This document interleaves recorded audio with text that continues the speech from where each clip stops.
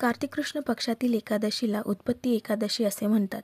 श्रीकृष्णाची प्रार्थना करून धर्मराज म्हणाले, देवा, कार्तिक कृष्ण पक्षातील एकादशी कोणत्या नावाने प्रसिद्ध आहे ते सांगा.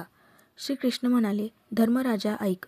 पूर्वी कीटक देशाची राजधानी कर्णिका येथे कर्णसेन नावाचा राजा राजधर्माला अनुसरून न्यायाने राज्य करीत असे.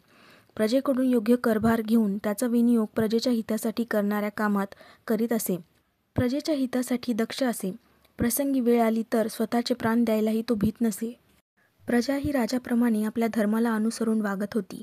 चारही वर्णाचे लोक एकमेकांशी बंधुभावाने, प्रेमाने, सहकार्याने वागत होती. त्यामुळे केवळ कर्णिका नगरही नव्हे तर संपूर्ण कीटक देश सुखी झाला. त्या कर्णिका नगरीत सुदामा नावाचा एक ब्राह्मण दारिद्र्याने गांजून गेला. 18 विश्वे दारिद्र्य भोगत असतानाही वाम मार्गाने पैसे मिळवावे अशी बुद्धी त्याला होत नसे. धर्मबाह्य वर्तन होऊ नये म्हणून तो जागरूक होता. त्याची पत्नी सुव्रता ही पतिव्रता धार्मिक वृत्तीची होती. दारिद्र्यामुळे नवरा बायकोला पोटभर अन्न सुद्धा मिळत नसे. अंगावर फाटके वस्त्रे होती. अशा परिस्थितीत ते कधी त्रागा करीत नसत. एकमेकांवर त्यांचे अतिशय प्रेम होते. एके दिवशी ती साध्वी आपल्या पतीला प्रार्थना करून दीनवदनाने म्हणाली, नाथ, द्रव्यामुळे प्रपंच चालतो.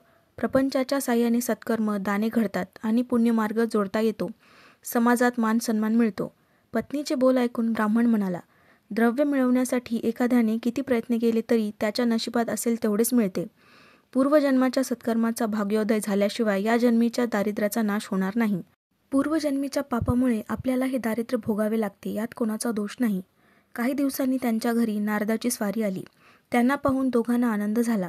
त्यांनी नारदाचा सत्कार करून साष्टांग नमस्कार घातला व हात जोडून नारदाची स्तुती केली.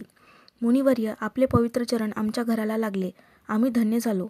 संतांचे दर्शन झाल्यावर त्रिताप नाहीसे होतात. आमच्यावर कृपा करा.